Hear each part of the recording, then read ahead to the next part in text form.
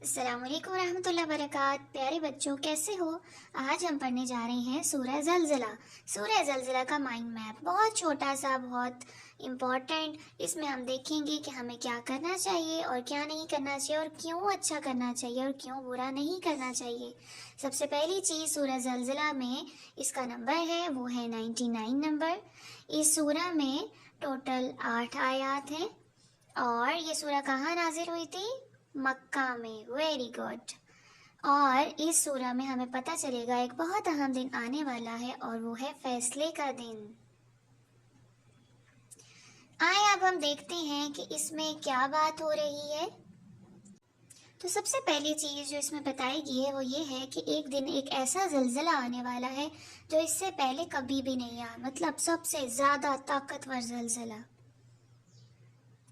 یہ وہ زلزلہ ہوگا جو سارے راز اگل دے گا۔ زمین میں چاہے سونا ہے یا کوئلہ ہے، سب کچھ باہر آ جائے گا، یعنی ہم نے جو بھی اچھا کیا یا برا کیا، سب کچھ واضح ہو جائے گا۔ ہماری چھوٹی چھوٹی نیکیاں اور برائیاں وہ بھی سب واضح ہو جائیں گی، حتیٰ کہ وہ چھوٹے چھوٹے کام جو ہمیں بہت چھوٹے لگتے تھے وہ بھی بہت بڑے اور اہم لگنے لگیں گے۔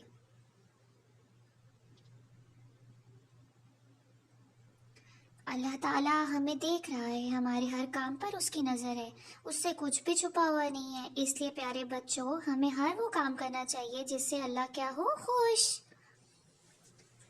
تو فیصلے والے دن ہمارے تمام اعمال کو کیا کیا جائے گا؟ جی، کاؤنٹ کیا جائے گا۔ تو اگر اچھے اعمال زیادہ ہوں گے تو ہم کیا ہو جائیں گے؟ خوش۔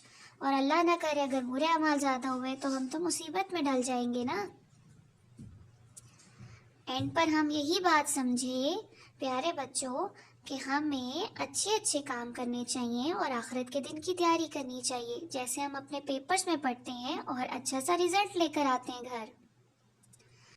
چلیں آپ چھوٹی سی دعا مانگتے ہیں۔ اللہم انی اسألک فعل الخیرات وترک المنکرات۔ اے اللہ، ہم آپ سے نیکیوں کا سوال کرتے ہیں اور برائیوں کے شر سے پناہ مانگتے ہیں۔